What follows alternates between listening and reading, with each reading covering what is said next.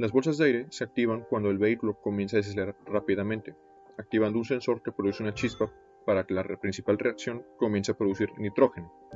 La reacción empieza con ácida de sodio, produciendo rápidamente nitrógeno hasta llenar la bolsa de aire a más de 300 km por hora, para después escaparse por los poros de la bolsa de poliamida. Al inicio comenzamos con 130 gramos de ácido de sodio, que al momento de calentarse produce en cuestión de milisegundos alrededor de 67 litros de nitrógeno, que infla la bolsa rápidamente. Sin embargo, esta reacción también produce sodio, que puede ser peligrosa al entrar en contacto con agua. Por esto mismo se agrega nitrato de potasio, que junto con el sodio produce óxido de potasio y óxido de sodio, que debido a su toxicidad tienen que reaccionar con dióxido de silicio para producir polvo de silicato inofensivo. Seguidamente, de esas reacciones, el nitrógeno se escapa por los poros de la bolsa desinflándolo. Para poder calcular la sustancia necesaria para producir nitrógeno para inflar una bolsa de aire con cierto volumen, lo primero que nos dimos la tarea de hacer es encontrar cuál es el volumen de las bolsas de aire convencionales, con el que dimos con el dato de 60 litros. Seguidamente, ya que sabemos que el gas es un gas compresible, podemos utilizar una atmósfera y una temperatura ambiente de 23 grados centígrados. Y ya con estos datos y aplicando la fórmula de los gases, podemos calcular la cantidad de moles de nitrógeno necesarios. Con esto multiplicando el volumen y la presión, dividiéndolo entre el producto de la constante de los gases ideales por la temperatura, dejándonos como resultado el producto de nitrógeno que necesitaríamos producir. Y con este dato, haciendo balance en la ecuación, podemos calcular cuántos moles necesitaríamos de los reactivos, que en este caso es la ácida de sodio. Y ya teniendo cuántos moles de ácida de sodio necesitamos, podemos calcular cuántos gramos de ácida de sodio necesitamos para que esta reacción sea exitosa. También podemos calcular los gramos y los moles del sodio si es necesario. Para poder deducir si esta reacción absorbe o libera energía, necesitamos tener las constantes de entropía y entalpía para poder iniciar a hacer los cálculos.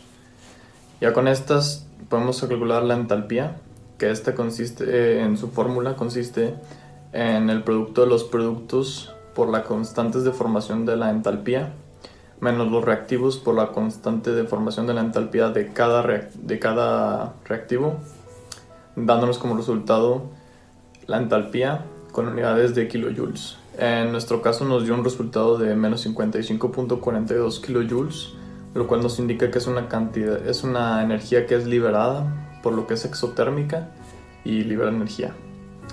Seguidamente, para calcular la entropía, que indica el grado de desorden de la reacción, podemos calcularlo de igual manera por el producto de los productos por las constantes de formación de la entropía menos los reactivos por las constantes de formación de la entropía, dándonos a nosotros un valor de 0.48318 kilojoules sobre Kelvin, indicándonos que va hacia un desorden molecular más grande.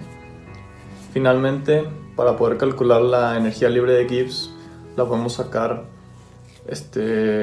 con los valores de entalpía y entropía, que restando la entalpía menos la entropía podemos obtenerla. Primeramente necesitamos saber a qué temperatura queremos la reacción. En nuestro caso tomamos como la temperatura de 23 grados Celsius, que tuvimos que calcular, pasarlos a grados Kelvin y así proceder con la fórmula. Seguidamente ya nomás necesitamos obtener los datos de la entalpía, restarlos menos la entropía por la temperatura en grados Kelvin, dándonos un resultado que es la energía libre de Gibbs con unidades de kilojoules. En este caso nos dio un resultado de menos 235.64 kilojoules, que nos indica que, ya que es negativa, nos indica que esta reacción va a ser una reacción espontánea. Los reactivos deben estar bien calculados en cuanto a masa. No hay problema en cuanto a la toxicidad si hay más o menos nitrógeno dentro de ella. El problema surge cuando se calcula más, y si se llena de más, esta se hace muy dura, empeorando incluso la fatalidad del accidente. En caso de que se llene de menos, no le brindará un soporte adecuado a la persona en riesgo. Se necesita encontrar un equilibrio, y es por eso que se tiene que tener precaución a la hora de calibrar estas. Pues como dice la ley del movimiento, los objetos seguirán en movimiento hasta que una fuerza los detenga. Si no tienen ninguna fuerza, pues este seguirá en constante movimiento.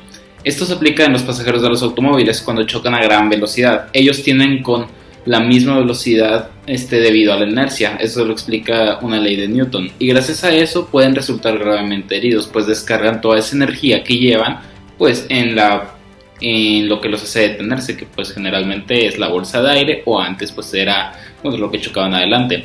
Aquí es en donde entra pues la bolsa de aire. Para inflarla, en una fracción de segundo ocurre una reacción de ácido de sodio con nitrato de potasio para que suceda una explosión de gas de nitrógeno. Y posteriormente se libera el nitrógeno por unos orificios de la bolsa. Químicamente hablando, la reacción química es segura, ya que da como resultado gas nitrógeno, el cual no pone ningún riesgo en los pasajeros, siendo así que en el aire en sí hay mucho nitrógeno, más incluso que el oxígeno. Además de que se aplicó antes, la reacción se realiza en una fracción de segundo, aproximadamente de 30 a 40 milésimas de segundo. Gracias a esa velocidad, las bolas de aire están preparadas para suavizar el impacto y que no ocurran heridas graves. Al desmantelar el sistema de las bolsas de aire, se puede aprovechar el aluminio y el plástico para el reciclaje. En el caso de la propia bolsa de aire se necesita disponerla por gestores ambientales especializados, ya que se cataloga como residuo peligroso debido a sus componentes. Estas serían alternativas para reciclar la bolsa de aire y que no contribuyamos a la contaminación del medio ambiente. Para la reflexión sobre este curso, considero que la química tiene muchas aplicaciones en la vida diaria y que es de suma importancia que todos la sepamos, estudiemos y la repasemos, ya que en todos lados es muy útil y que puede resolver cosas complejas con procedimientos simples, además de que puede ayudar a prevenir accidentes muy grandes. En este curso vimos temas como la molaridad, la molalidad y propiedades coligativas, que van a ser muy útiles para ver cómo las disoluciones actúan, cuánto soluto hay en una solución y cómo calcular cuánto hay teniendo el resultado. También vimos temas como la entropía, entalpía y energía libre de Gibbs, que nos pueden ayudar a ver cómo se va a comportar una reacción y prevenir accidentes. Mi carrera en energía mecánica tendrá aplicaciones de la química como en procesos industriales con ciertos materiales a gran escala, propiedades de materiales y pues la contaminación ambiental, entre muchos otros. Gracias. Yo pienso que la química es importante e interesante, ¿verdad? Más allá de aplicarlo profesionalmente, no sé, como en este momento de contingencia, los farmacéuticos que utilizan la química para crear, tratar de crear la vacuna, para poner un ejemplo, ¿verdad? Más allá de eso se puede aplicar hasta en la vida cotidiana, ¿verdad? Hasta en las cosas más triviales, como podríamos pensar, no sé, como ver si un pegamento podrá pegar tal plástico, o bien las medidas que se necesita para poder preparar ese pegamento, ¿verdad? Solo por ningún ejemplo. Por eso yo creo que la química nos ayuda en esos pequeños ámbitos, ¿verdad? Nos puede ayudar para eso. Esa es mi reflexión. En cuanto a lo que respecta acerca de mi reflexión, me quedo con que impactado realmente, pues antes lo veía mucho como que la química, si bien sí era útil para hacer algunas reacciones, no es inclusive tan útil. La verdad no sabía cómo se llenaba una bolsa de aire, que es algo que salva vidas a diario incluso. Me sorprende mucho las aplicaciones que puede llegar a tener, que puede llegar a solucionar como algo que al principio puede ser mecánico, lo podemos intercambiar por una reacción química. Por ejemplo, en el caso de la bolsa de aire, en lugar de llenarlo con un compresor, pues es mucho mejor, mucho más eficiente, barato y seguro, salva más vidas hacerlo con una reacción química. Es muy importante saber las reacciones químicas, puesto que son muy aplicables en la vida diaria y pueden solucionarnos muchos problemas. Eso es lo que me cambió la perspectiva este proyecto.